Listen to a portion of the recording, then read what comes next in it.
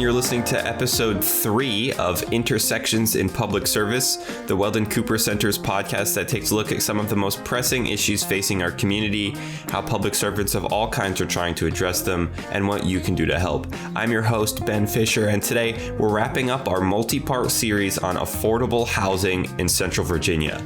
We've established some of the key causes and effects and put a spotlight on public servants providing solutions. Today, we're going to find out how people like you and me can get involved with helping to address the housing crisis. I went back and I found out how you can help out with the Salvation Army and Habitat for Humanity. But first, the Weldon Cooper Center's Center for Survey Research is starting a brand new project to help Central Virginia residents get involved in serving their community. In order for governments and other public servants to make the best decisions, they need to have the best possible data. But survey research has become more and more expensive as traditional means of reaching people become more difficult. And that's where Tom Guterbock comes in. He's creating a new way for governments to get survey data. BeHeardCVA. BeHeardCVA is a regional survey panel for the Charlottesville area. We sign up people who agree to take surveys with us. And then in return, they get some small incentives, but most importantly, they get to have their voices heard in important issues that face our region. I spoke with Tom about how BeHeard could help manage the housing crisis facing Central Virginia today. When did this all start? Well, we're in the middle of recruiting now. We've been thinking about this for several years. And then just in the last year, we've really picked up some speed. We got some support from the university for the costs of recruiting people and publicizing. And this last fall, we worked on what should we call it, how should we publicize it, what should we say. And we have several hundred people already signed up and are hoping to have enough to start doing surveys in just a month or two from now. What is the goal of BeHeardCVA? Well, this is a vehicle for community engagement in our region. And so in the bigger picture, as we all know, we've had some very difficult times of division in this region after the events of a couple of years ago in August 2017. And this is a way for all of us to have our voices heard in a way that lets everyone have a voice and also reaches a consensus or find out where we agree on different topics. This is a vehicle for local community groups, nonprofits, and local government agencies to do surveys more quickly and less expensively than they have in the past. It's gotten really difficult to do surveys in the traditional way where you cold call people and say, "Hi, do you want to do a survey?" People don't answer their phones. And as a result, the cost has gone up and up and up to the point where it's really out of reach except for the very large local governments. It's out of reach for places even like Charlottesville or Albemarle. So the goal is to have a panel set up so that local nonprofits, government agencies, community organizations can do a survey of the people of our region, a valid survey, less expensively, more efficiently, more quickly, and get the information they need to make Charlottesville and its region a better place. What kinds of surveys will BeHeard be conducting? For example, you might do a needs assessment. What do people need, or what do they want, or what would work, what wouldn't work? Another possibility is that you do before and after assessments of some initiative. We want people to stop locking their dogs in hot cars. So we first ask people about that, and then we run some ads and public service announcements and programs about it, and then we take another survey to see if there's been a change. So you can use this vehicle to measure your progress of your program. How do you go about taking those surveys? Well, thanks for asking that. This is not just an internet panel. A lot of panels like this, you have to be on the internet to do it. We're also providing the option of doing surveys by telephone. And that's very important because there is an important digital divide in our society. Now, it's true that probably 80% of people in our region have some kind of access to internet, but there's some who do not for various reasons. Some parts of these counties don't even have signal where you can connect. But also economic reasons, and older people are less likely to be connected. So some people will do surveys by phone, some will do them on the internet. We will send out invitations. The invitations go out by email, they can go by text, or we can invite people by a phone call. And then you can do the survey, as I said, in one of two ways, either on the web or by phone. So people sign up and then later those people get invited to specific surveys? That's exactly right. And when you sign up, we ask you some questions. So everyone has a profile so we know some essentials about each person, gender, which county you live in, things like that, basic demographics. And that allows us to build then a scientific sample based on what kind of people we invite to do the survey. How do you make sure you get a good sample if people are electing to do it? Ben, that's a great question, and we've been asked that by many people. There are two things that distinguish various panels that have been done around the country and internationally. One is, how do you recruit people? And the other one is, how do you allow them to take surveys? As I mentioned, our panel allows people to do surveys by phone and by internet. That allows us to include people who might otherwise be excluded. A second thing is that because we have a profile on each person, we can be intentional about how we build the sample.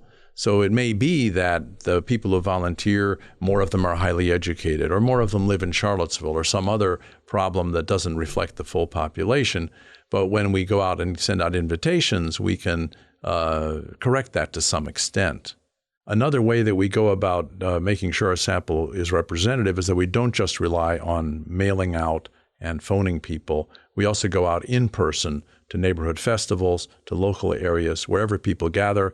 Could be the high school football game, could be the Festival of Cultures, and we hand out leaflets and really encourage people to sign up.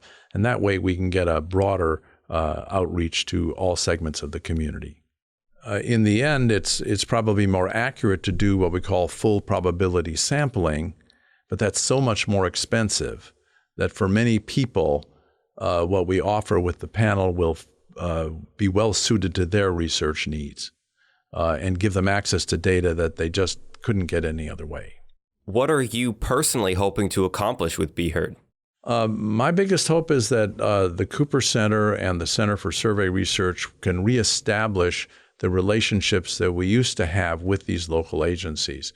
When surveys were less expensive to do and easier to get people to cooperate, we were doing surveys for some of these local entities.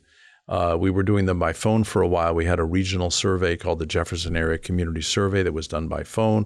We did that for a few years, but frankly, it wasn't viable financially, so we had to stop.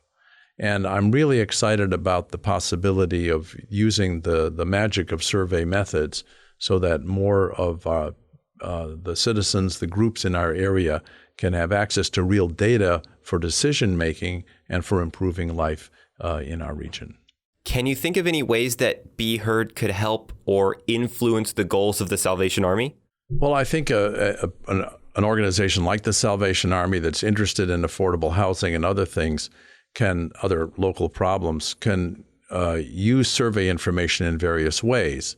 For example, you could find out how well known certain programs are in the area. You could assess need. You could get updated information. The census does ask people how much they spend for housing and how much income they have. And we usually consider if you spend more than 30% of income on your housing and utilities that you're overburdened with housing costs. So you could ask those questions on BeHeard as well and get more localized estimates of where the housing burden is greatest in our region.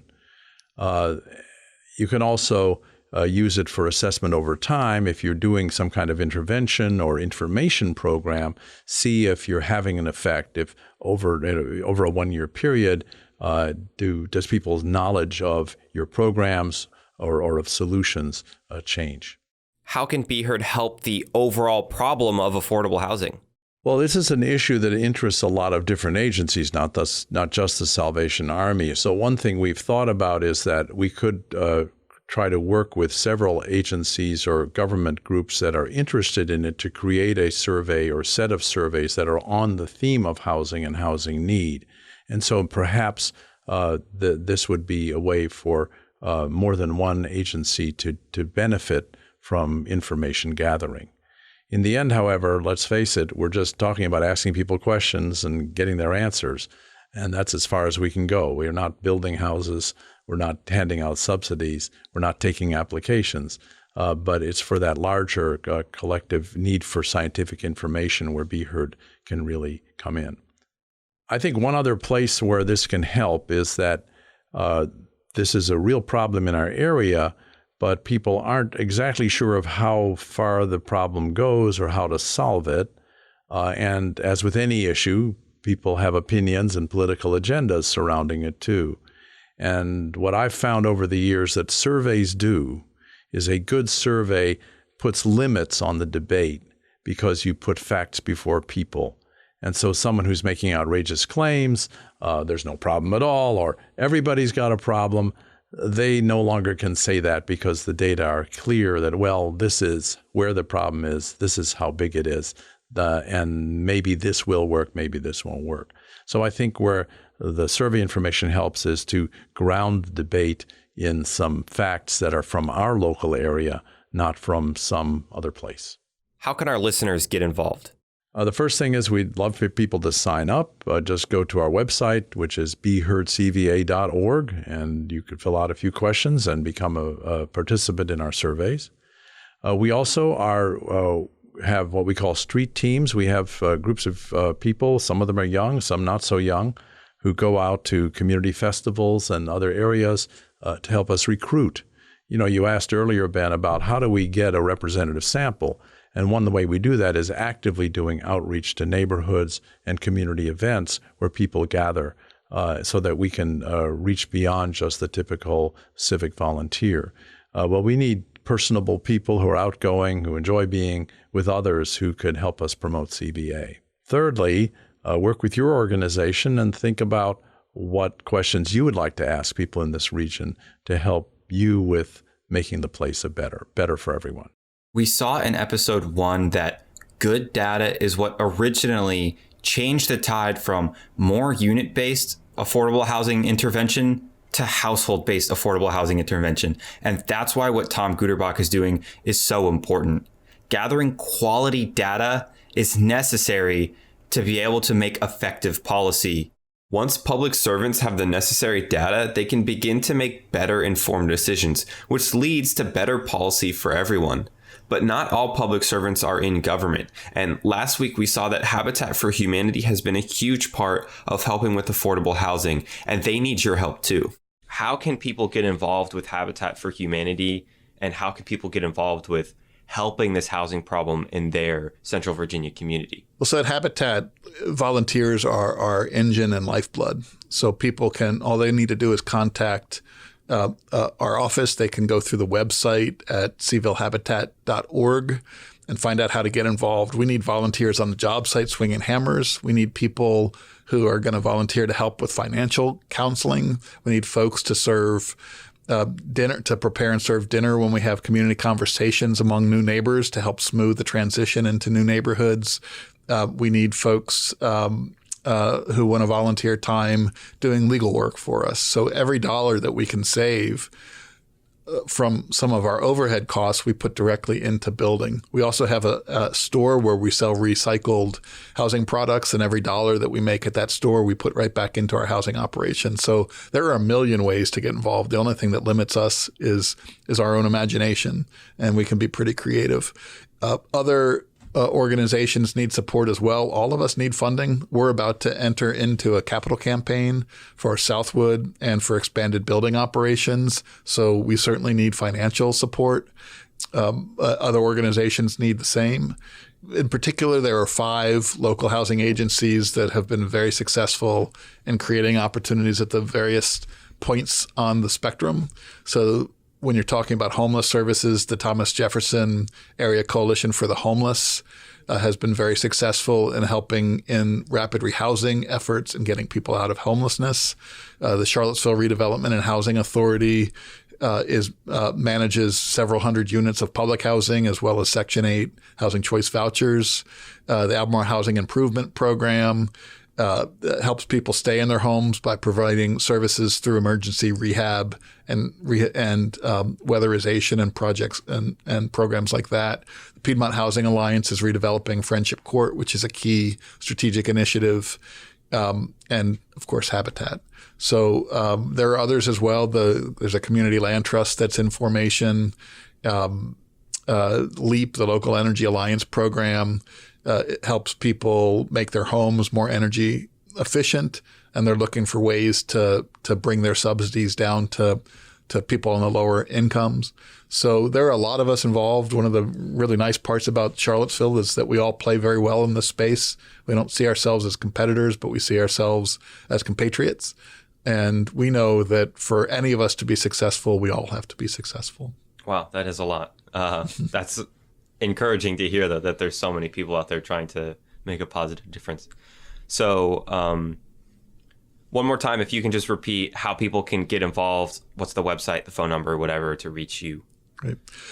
We welcome volunteers of lots of skill to no skill, just people who care enough to get involved. So they can look us up at www.cvillehabitat.org. And that's probably the best way to get in touch with us. Our volunteer coordinator is Amy Alamong, and Amy is very creative in helping people find situations that are good for them. Habitat requires the time and sweat of volunteers to make their projects happen, but they can't help everyone. And many people who are unable to find affordable housing are still left in the care of places like the Salvation Army, who also run on the generous support of local communities. How can our listeners get involved in the Salvation Army? How can our listeners help with your mission? How can our listeners be public servants with you guys? Right. A perfect example was, was it 2 nights ago? No, it was actually last week. The UVA defensive linemen showed up in our soup kitchen, and they were in complete service. So from serving the food to cleaning up to taking trays away to refilling water to you name it, they were there in service. We go by the terms of we are our brother's keeper. And so, you can help us by help us being our brother's keeper just by small little things, little donations or big donations. I tell you what, here's a great way: ringing the bell at the kettle. 2 hours at the kettle, as when you ring the bell, folks come by and put their quarters in and their dollars in. 2 hours will provide 20 meals or 5 nights of shelter.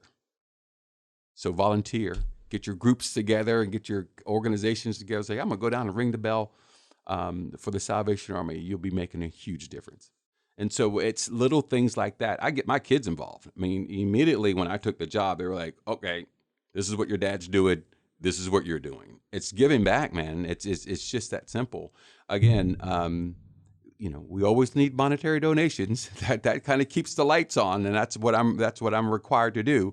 But I think it's fun, man. I think that you see your fellow man, and yeah, they're down on their luck. Maybe they're down on their luck, and to be able to provide, and a lot of times, let me even back up a little bit. Sometimes it's less the dollars. It's more so you maybe show up at our soup kitchen, and now you're having a conversation with somebody you typically don't have a conversation with, and they get to learn about your day. They know about their day.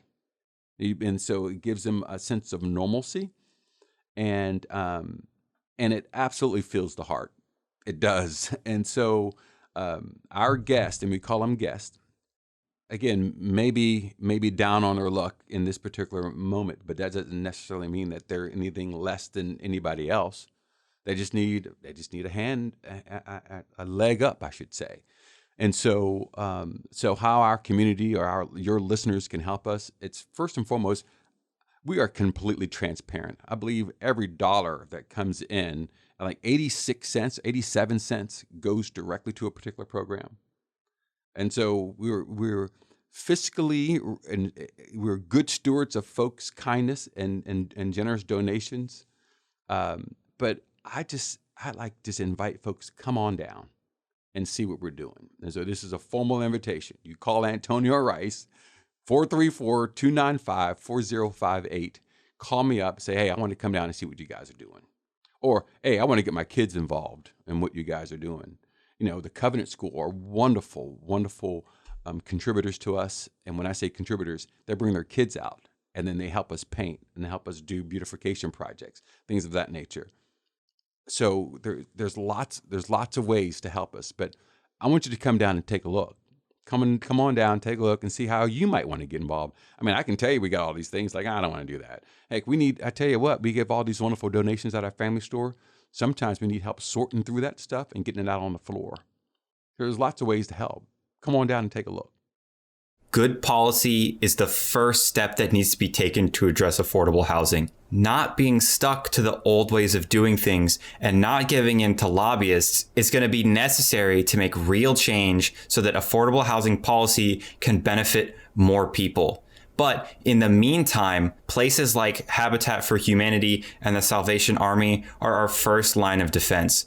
These places need to continue running and doing the work that they're doing to ensure that people who lack affordable housing have somewhere to go, and that more affordable housing and better communities are being built in the future.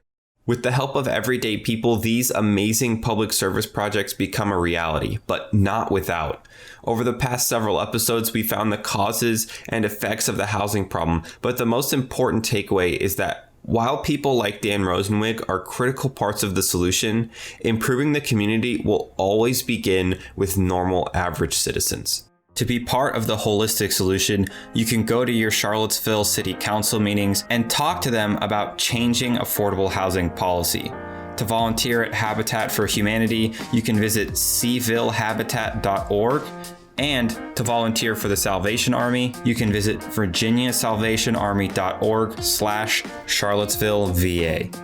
Thanks everyone so much for joining us on Intersections in Public Service. I really hope you enjoyed it. If you want to hear more, you can always visit the Weldon Cooper Center on our website. You can check out our YouTube channel, or you could check out the podcast wherever you get your podcasts. If you enjoyed this, if you learned something, or if it inspired you in some way to serve your community, please make sure that you share this podcast with your friends and your family, and that you subscribe. Thanks again, and remember that anybody can be a public servant.